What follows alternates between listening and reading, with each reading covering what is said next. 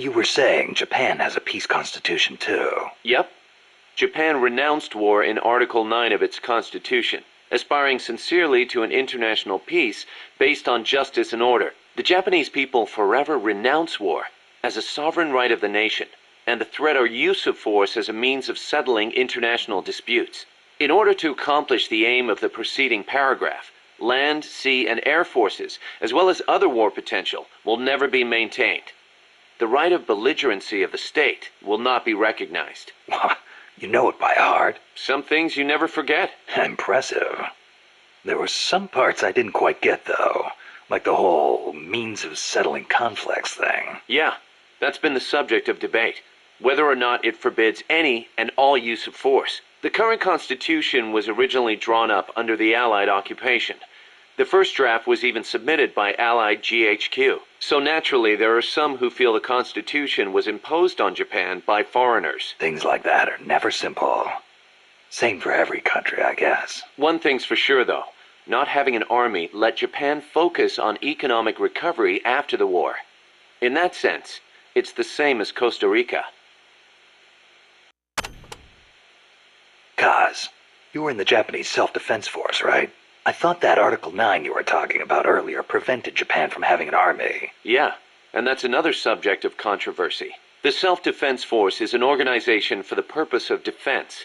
Article 9 of the Constitution does not deny Japan's right to self-defense. Therefore, the SDF is constitutional. That's Tokyo's official stance. Sounds complicated. Call it what you will. It's a distinctly Japanese way of interpreting things. The U.S. has military forces stationed in Japan, right? Right. Even though the Allied occupation ended, American forces are still stationed there under the U.S-Japan Security Treaty. Unlike Costa Rica. Part of it stems from the occupation, but Japan also occupies a key strategic position from America's perspective. It's next door to the Soviet Union and close to China and North Korea as well. It's integral to the security of Pacific Asia. For America, Japan represents a barrier against communism. What about for Japan? As you might expect, there's deep-rooted opposition to the alliance. In 1960 and 1970, when the treaty was up for revision, there were mass protest movements against it, especially in Okinawa. The U.S. only gave it back to Japan 2 years ago, and American bases are still concentrated there. It's a heavy burden for the Okinawans to bear. Then why don't they scrap the treaty? Lots of reasons. There's the imbalance of power with the U.S., of course, and if Japan pulled out, they'd be losing the nuclear umbrella America provides. And as for whether the JSDF could defend the country after the Americans left, I really couldn't say. Costa Rica is in a similar situation. They depend on the Inter-American Treaty of Reciprocal Assistance, the so-called Rio Pact. So, the countries with peace constitutions end up having to rely on other countries' armies. Kind of ironic. On the flip side, not everybody in America is satisfied with it either. Some people argue Japan is freeloading off America's security guarantee. And you know how Japan's industrial exports are making inroads in the States. Yeah, I've got a Japanese camera myself. Best damn camera around. Japan's low defense spending allows it to invest more in economic recovery and expand its share of the American market. That's a bitter pill for Americans to swallow. You know that today, Japan is under the American nuclear umbrella. Right. The U.S. vowed to retaliate against any country that launches a nuclear strike against an allied country. That promise deters nuclear attacks against America's allies, hence the term nuclear umbrella. But suppose the Russians nuke Tokyo. Would America really nuke Moscow in return? If they did, the Soviet Union would undoubtedly retaliate. Would Washington really be willing to risk having a bomb dropped on itself in order to avenge Japan? I'm not so sure. Don't tell me you're still worried about Japan. After all these years? It's not that. To be honest, I'm not convinced either. But Moscow faces the same dilemma. Maybe Washington wouldn't retaliate on Japan's behalf.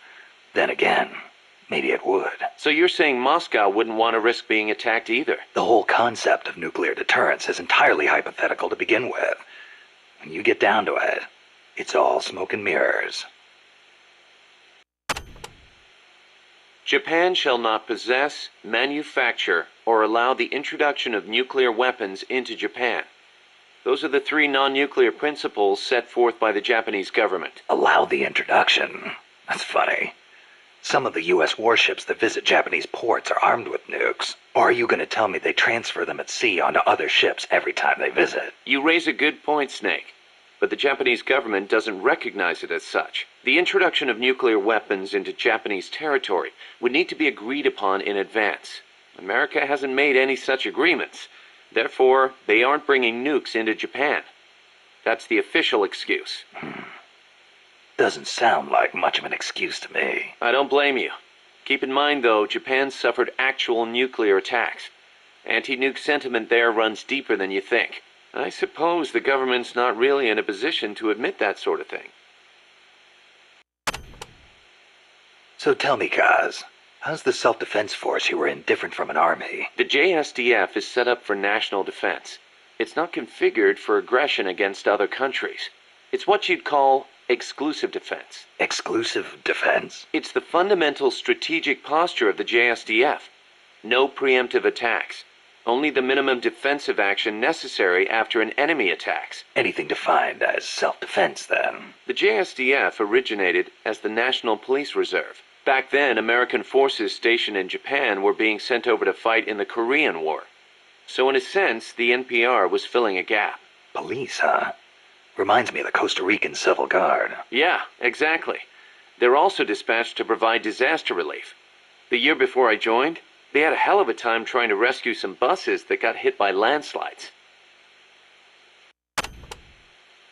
So why'd you quit the JSDF? Because I didn't have a reason to be in Japan anymore. A reason? My mom had died 3 years earlier, so I didn't have to care for her anymore.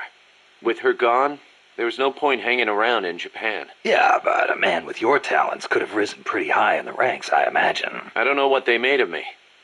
Could be it actually alienated me from the brass.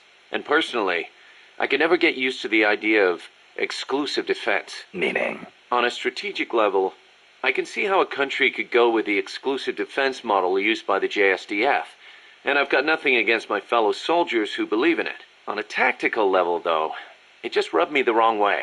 To put it simply, I was itching for a real fight. I figured. And I felt as long as I was in the JSDF, I'd never be able to stand shoulder to shoulder with my father, who was in the U.S. Army. Seeing Yukio Mishima's suicide didn't help either. Yukio Mishima.